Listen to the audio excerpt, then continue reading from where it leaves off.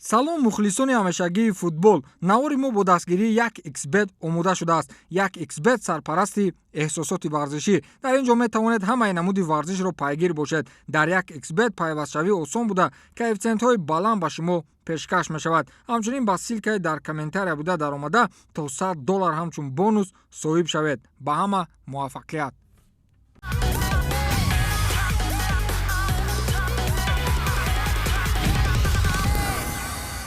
салому дуруди бепоён ба кулли мухлисони барномаи дар шабакаҳои иҷтимоӣ.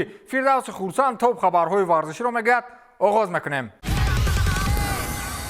намоиши мухлисони дастаи Милан дар минбари майдон даҳшатовар буд, аммо Интер тамоман натарсид. ин дастаҳо ҳарду як майдон доранд. ин майдон барои мухлисони Интер Ҷузеппе Меатсо ном дорад ва мухлисони Милан онро Сан-Сиро ном мебаранд. бозии аввал ки мухлисони Милан мизбониро бар ӯҳда доштанд, воқеан минбари майдон ба дидан филми даҳшатовареро ба ёд меовард. онҳо як қисми майдонро бо акси иблис ё худ аҳриман ба нияти тарсонидани ҳариф пур карданд ки ҳатто ин чиз кӯмакашон накард. Интер ҳанӯз аз аввали бозӣ бартариятро бар ӯҳда гирифт ва дар 11 дақиқаи аввали бозӣ тақдири бархурдро ҳаллу фасл сохт. ду голро дар 3 дақиқа заданд. якум Эдин Ҷеко зарбаи хубе аз миёни ҳимоятгарон зад. дуюм Генрих Мхитарян бо зарбаи ҷонкои дарвозаи Миланро рахна кард. акнун Ҷеко дар бозиҳои плей-офф Лигаи Чемпионҳо калонсолтарин муаллифи гол баъди Раян Гиггс ба ҳисоб меравад. босниягӣ голи дишабаро дар 37-солагиаш ба ҳадаф расонид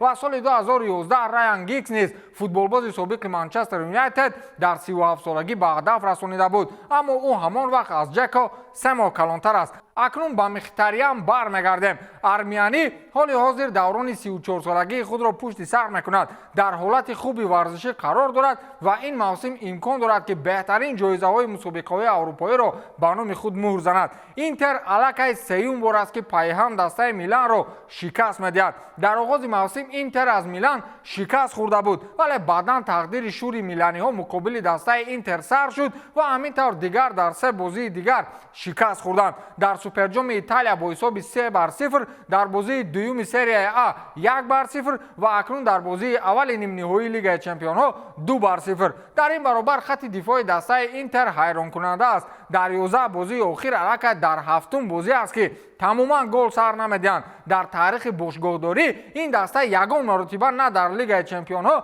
ва на дар дигар мусобиқаҳои байнааврупоӣ чунин нишондод надоштанд. ҳатто замонҳои сармураббигии Жозе Мауриньо ки дар Лигаи Чемпионҳо ғолиб омада буданд, ин хел омор набуд. далели аҷиби дигаре ҳаст ки Интер дар таърихи футбол чорумин дастае аст ки дар 11 дақиқаи аввали бозӣ 2 гол мезанад. ин омор фақат ба дастаҳои Ювентус, Манчестер Юнайтед ва соли гузашта ба Манчестер Сити муқобили Реал даст дода буд. ҳоло чизе дар бархурди ин дастаҳо тамом нашудааст. баъди 6 рӯз бозии ҷавобӣ мешавад ва ба ҷуздони мушкилиҳои дастаи Милан ҳамчунин осеби Исмоил Бенасир зам шуд. оё ӯ дар ин муддат барқарор мешавад ё не маълум нест, вале баргашти Рафаэл Леау низ зери суол меравад. хулас маросими хайрбодгӯӣ бо ду даста аз миёни ду ҷуфт ҳафтаи дигар баргузор мешавад. ба фикрам Милан ва Реал Мадрид бо Манчестер Ситиву Интер хайрбод мегӯянд ва дар финал вомехӯранд.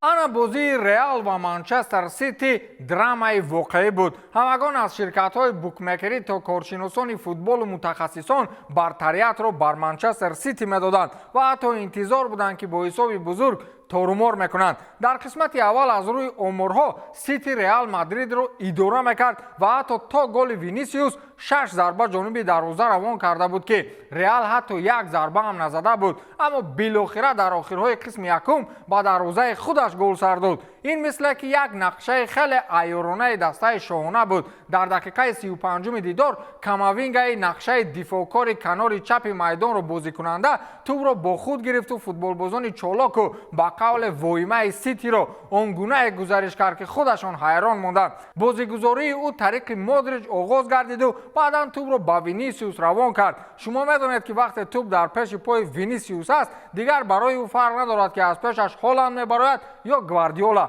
бразилӣ чапаву роста аз футболбозони Манчестер мегузашт ва дар натиҷа зарбаи сахтеро ҷониби дарвозаи ҳамшаҳрии худ Эдерсон равон кард ки дигар Эдерсон агар болу пар мебаровард иқтидори баргардонидани зарбаро надошт. من نمیدونم کجای حمله مادریدی‌ها با شما پسند اومد، ولی با من پس عجایب لوکا مودریچ با کاماوینگا مقبول شد. بعد صورت و بازیگزاری خود ادواردو نیز در درجه عالی بود و بعداً ضربه وینیسیوس تماما جای شر و توضیح ندارد. ضربه او تا حد واهمه بود که دیگر واهمه کرده نمی‌شود. بعد گلزنی او در حال به کنار میدان دوید و با سینه خود ضربه می‌زد و رمز دسته شاهانه را می‌بوسید. تا گل ریال امورها به طور زایل بودند. 70% اداره‌کنی توپ به فایده سیتی، 6 ضربه جانب دروازه به سود سیتی، 4 ضربه مستقیم به دروازه به فایده منچستر سیتی، ضربه‌های کنجی 4-1 بر فایده سیتی. اما در نتیجه ریال در اولین ضربه خود گل می‌زند. این گپ ژوزه مورینیو را یاد می‌آورد که مقابل بارسلونا گفته بود مرا عموما توپ اداره‌کنی حریفان نگران نمی‌کند، بگذار همان توپ را گرفته به خانه‌شان برند، با من 3 امتیاز لازم است. یک دلیل دیگر عجیب برای مخلصان سیتی، اکثریت وقت اولین ضربه حریفان به دروازه ادرسون گل می‌شود. پایگاه دی اتلتیک اطلاع داده بود که اصلا 42% چنین ضربه ها به دروازه منچستر سیتی گل شدند. در خط حمایت باشد ریو دیگر هالند را به قول خورد و کارواخال گریلیش را نفس کشی نماند و کاماوینگا برناردو سیلوا را تماما فوتبال باز حساب نکرد. بزبی کار در این است که هالند وایما تا آخر بازی همگی 22 مرتبه توپ به پایش رسیده است که این آمار حتی از دروازه‌بان‌ها نیست کم است. بعد قسم اول با سیتی اداره بازی رو بر خود گرفت و حال حاضر من نمیدونم که برای تعریف ضربه کوین دبروینه اقتدار سخنرانی هم میرسد یا نه. در دقیقه 67 از حملهگران سیتی یگان بوی امید نشد و کدبه یا خود کوین دبروینه اقدام گلزنی رو بر ذمه خود گرفت. گوندگان توپ رو به کوین پرتاب کرد و بلگیاگی از خط جریمه بیرون ضربه رو جانب دروازه دشمن حیاتی خود تیبو کورتوا روان کرد که اگر کورتوا دستانش از قدش هم دراز میشد برگردانده نمیتوانست. دبروینه که بیرون از میدان با کورتوا مناقشه های زیاد دارند وقتی استقبالگیری گل تا حد خرسند بود که حتی از چشمانش اشک میریخت. این گل البته بحث و جنجال های زیادی رو به میان آورد که در نتیجه کارلو آنچلوتی از جانب داور میدان با کارت زرد جزا داده شد. بعدا معلوم گردید که بحث و جنجال های آنچلوتی بی‌فایده نبوده است. پیش از آنکه که حمله فوتبالبازان سیتی آغاز شود آنجا توپ یک مرتبه از خط میدان بیرون برآمده است، اما داور میدان و مسئولان ورد این چیز را صرف نظر کردند. درام دیگر بازی مذکور این کوشش اجرای حیله و یا خود به اصطلاح فینتی مشهور از جانب وینیسیوس جونیور بود که در نتیجه کایل واکر از عهده برطرف کردن آن برآمد. بعد بازی وینی و واکر آنگونه با یکدیگر مراسا کردند که دقیقاً گپ سر همان لحظه میرفت، چگونه که پس از چند لحظه باز وینیسیوس با هالند سر چی موضوع صحبت میکردند و میخندیدند. خلاصه کلام بازی برابر از جانب ریال مادرید و منچستر سیتی در اتحاد چی رخ میدهد من نمیدونم، ولی میدونم که کدام دسته که از میان اینها به فینال میرود همون دسته چمپیون لیگ چمپیون ها است.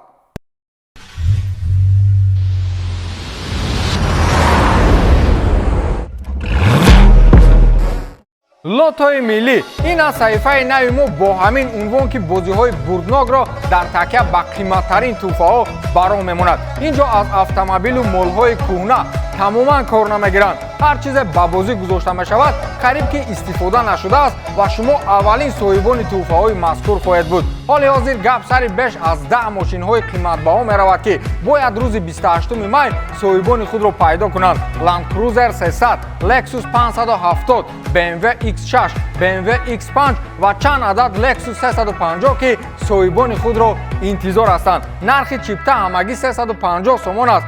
شانس خود را از دست ندهید. شاید که همین 350 سومون زندگی شما را 360 درجه تاب دهد. وقت کم است. با رقم‌های تلفن لوتوی ملی در تماس برآیید و شانس خود را از دست ندهید. همچنین در این برابر برای نفران فعال از قبیل آنهایی که چیپتای زیاد خریداری میکنند از جانب سرپرستان لوتوی ملی توفه‌های علاهیده آماده گردیده است. این نفران صاحب تلفن مشهور آیفون و یک راحت دیگر به کشور افسانوی دبی را به دست خواهند آورد. آن کسی که 100 عدد چیپتا میخرد الکی تصور کند که یک آیفون 12 دارد. تا روز 28 می چند روزه که دیگر باقی مانده است و شماره چیپتاها هم خیلی کم است. چی تابید به سوی موفقیت و همین بعد بازی های ما را در این صحیفه پیگیری نمایید. رفتیم.